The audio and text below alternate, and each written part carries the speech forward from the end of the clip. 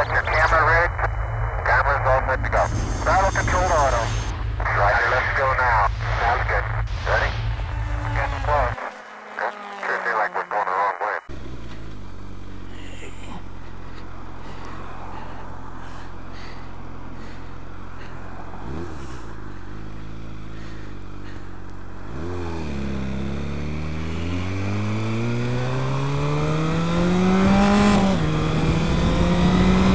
Hey there, YouTubies! Oh man, I can tell I'm out of practice vlogging. It's been raining a bunch here in California, and my procedures are all out of whack. So like I went downstairs, forgot my remote, forgot my camera housing, had the remote for the garage backward, couldn't press it through the jacket, all kinds of crazy stuff. Anyway, I'm meeting with a vlogger here in SoCal, near me, known as MarkNowhereMan. I forget his YouTube channel name, but I'll link to it. Gonna do a meetup with him. Gonna talk about my jigs, maybe do a little chase cam with him filming me from his car. I got 3 cameras on today, and the rear cam. I noticed GoPro turned off the Wi-Fi light, and basically I asked them to turn off, to give us an option to turn the light off, but I don't see an option to keep it on. So, sorry if my suggestion affected some of you guys. I intended for that to be a choice, because the blue light on your camera, if it's visible in dusk or dawn, whatever, it could be a violation. So anyway, there's that. Shout out for the people of Newtown, Connecticut. Very sorry for what happened. Gun control debate's going crazy. I'll tell you more about my stance on that, but I don't want to infect this vlog with that opinion just yet, because it'll no doubt be divisive, as gun control debates often are. So yeah, I kept forgetting one thing after another. Procedure is so important with this kind of stuff, and you have to give yourself time to allow for stuff that you're gonna forget. I gave myself like 45 minutes thinking that would be enough, but you know, I forgot stuff, damn it. So anyway, here I am on the road, and when you vlog, it complicates your flight a little bit. You can't just get on a bike and go. You actually got to think about stuff. Cameras and mics and cleaning lenses and all that stuff. I should be able to make good time getting there. Not that far away, thank goodness. One thing about this camera on the dash is I can't see my shift counter, which I do like to look at. This guy's a little loopy right here. Check. Okay, so this vlog I'm going to talk to you about debt. Holiday debt. As in, don't get into debt. So I'm going to tell you a little bit about my own philosophy regarding the holidays and spending in debt and gift giving. And that is, holidays, gift giving, whether you celebrate, you know, Christmas, what is it, Hanukkah or Kwanzaa, or whatever it is, or even if you're feeling obligated to give gifts for some secular holiday, the winter solstice, which is rare, so I'm mainly talking to you cultural Christians and Jews. Whether you're religious or culturally celebrating those holidays, doesn't matter. There's a lot of pressure at this time of year to spend a lot of money you may not have on gifts. Here's the Cliff Notes version straight off. You are allowed to opt out of this holiday. You only participate in that holiday, gift giving and all that, if you choose to. So what I've done when I've been in lean years, when I've been kind of poorer, is I simply opt out. I tell everybody, look, don't give me any gifts, don't expect any gifts. I'm gonna come over, we're gonna have dinner, it'll be fun, it'll be great, whatever. I'm just opting out of gift giving because I don't have the money and I don't want to be obligated. And those who understand Japanese culture will understand the idea of burdening someone with an obligation. And when you give someone a gift, you give them a burden. The burden is to reciprocate that gift in kind. And actually, there was a great send-up about this on Big Bang Theory, where Sheldon was obsessing about the gift he would receive for, I think it was Easter, and he was trying to figure out how to reciprocate. He didn't know whether to get a small, medium, or large gift. And he got all three and just returned the other two. What a hassle, right? So yeah, there's nothing saying that you have to participate in Christmas or Hanukkah as far as gift giving. If you're poor or you're broke, and we all know how easy it is to be broke in this tough economy at times, maybe you just don't want to spend the money on gifts. Maybe there's better things you could use that money for. You know, electric bill or whatever, cable. Simply tell everyone you're going to opt out, you love them, whatever, and they will understand if they're progressive thinkers who understand that sort of thing. If they don't understand, then not sure what to tell you there other than they don't really have to understand, but you can still do what you need to do as far as opting out. Now, kids are an exception, young kids, because young children don't often have their own money. So if you want to, you know, give them a couple things, that's fine.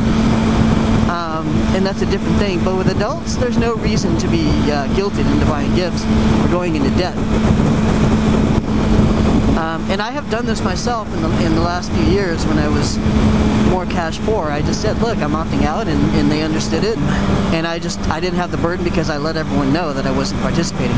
And I really do think that these things should be opt-in, not opt-out. In other words, the default should be opt-out, right? So that's my take on that. Now, debt in general, I'm of the mind that you should avoid debt. Ooh, a little bit of dust here. You should avoid debt as much as possible. Why? Because debt is a burden. The money that you spend on debt is it's wasted money. It's better just to use your cash. Now, it's hard to get away in life without having debt, right? It's hard to go through life without some kind of debt. Some debts are pretty good, you know, like house debt. That's a pretty good debt. And the benefits outweigh the downsides, I think, having a house in a nice area. Lots of benefits there. Cars, well, it's hard to buy a car with cash. You know, so it's hard to avoid that debt. Credit card debt you can't avoid in a lot of cases. You know, you want to treat your credit cards like an Amex, basically, where you just pay it off every month if you can. Because first, carrying a balance is going to hurt your credit. And having an account doesn't hurt your credit, but carrying a balance might. And it's just better not to have the debt. You know, why pay all those interest fees if you can avoid it?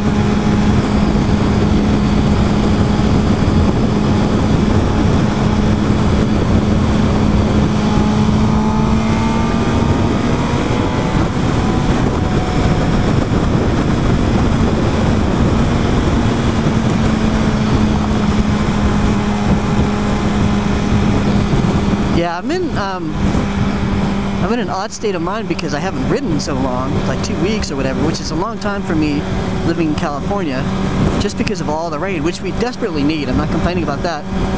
I'm just a little, it feels like, you know how when you first get a bike and you start riding it and you're just, you know, in a different state of mind? It's kind of like that, a little bit, a little overexcited.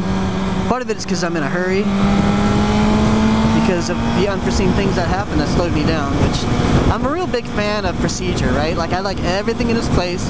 I don't like surprises when I'm getting ready. I don't like to, you know, I don't want to go put my shield on and then realize my shield's like upstairs. That pisses me off so bad. Or like I did today, forgot my remote, which I usually keep upstairs with my camera, and forgot the housing, which was silly. So 2 separate occasions I had to go back upstairs, and it's so annoying.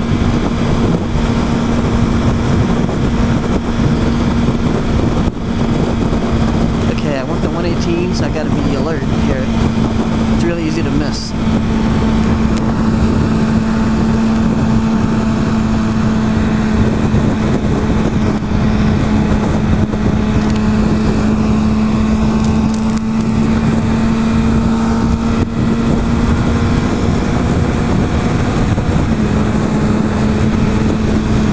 is. 3/4 of a mile. I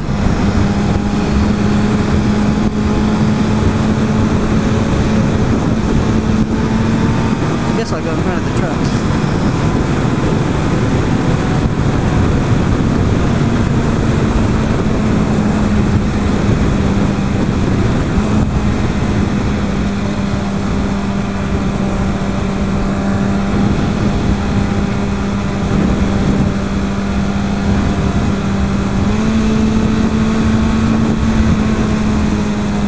So yeah, avoid debt.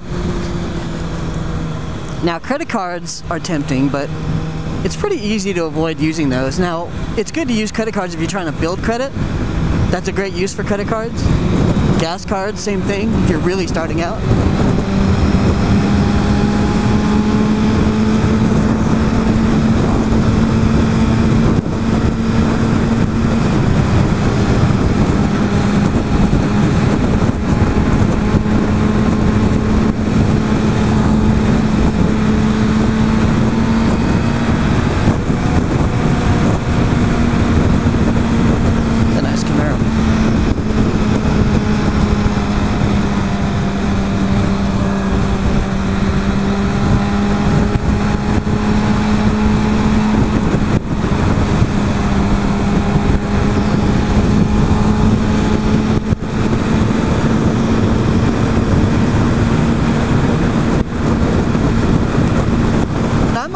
That you should always be trying to get those balances down to zero every month if you can.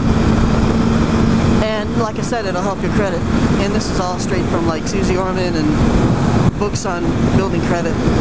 You know, personally, I've had credit that's been all over the map. I've had very bad credit, and now you know, I'm working on having much better credit because I've gotten sort of serious about making that as good as possible. But I have very little debt. One of the ways I avoided debt is I avoided student loans, but not everyone can do that.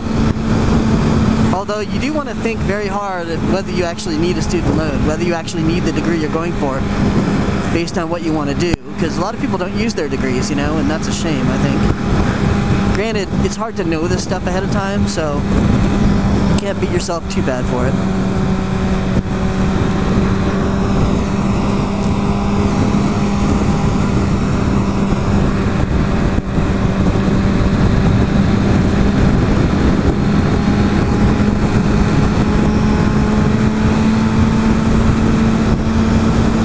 Riding again.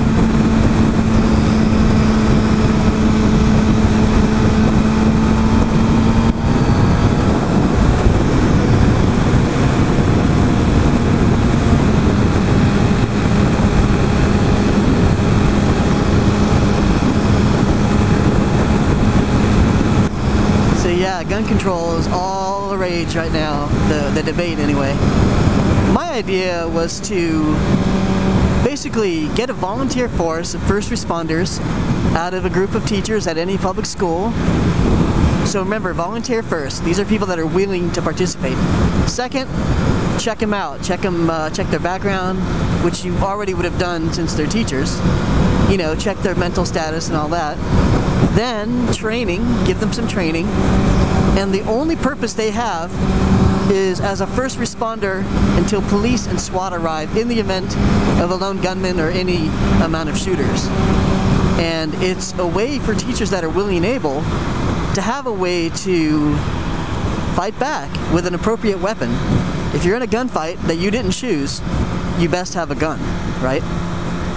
So it's a volunteer force.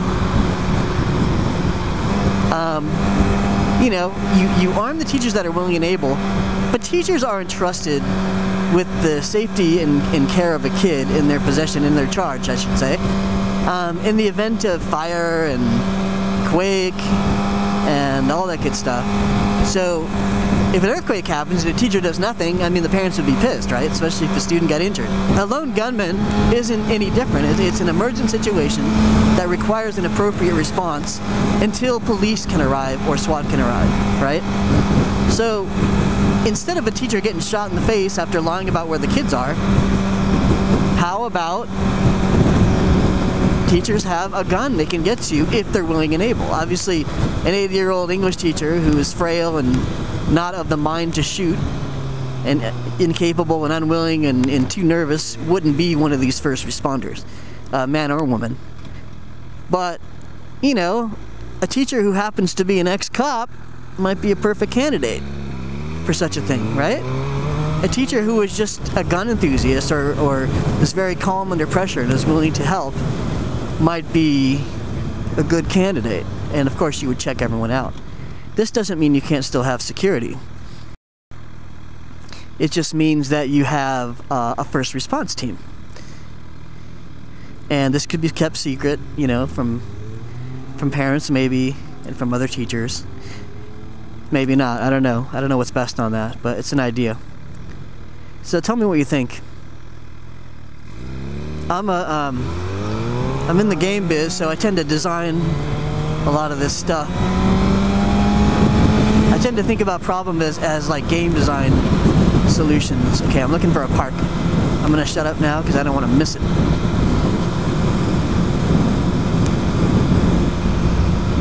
Nice area.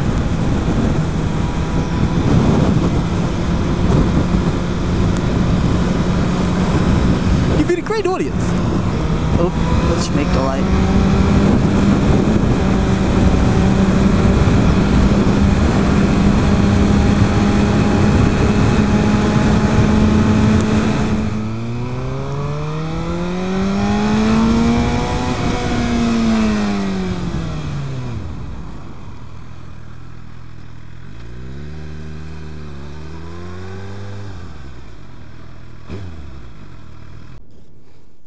Okay, Mark and I are just filming.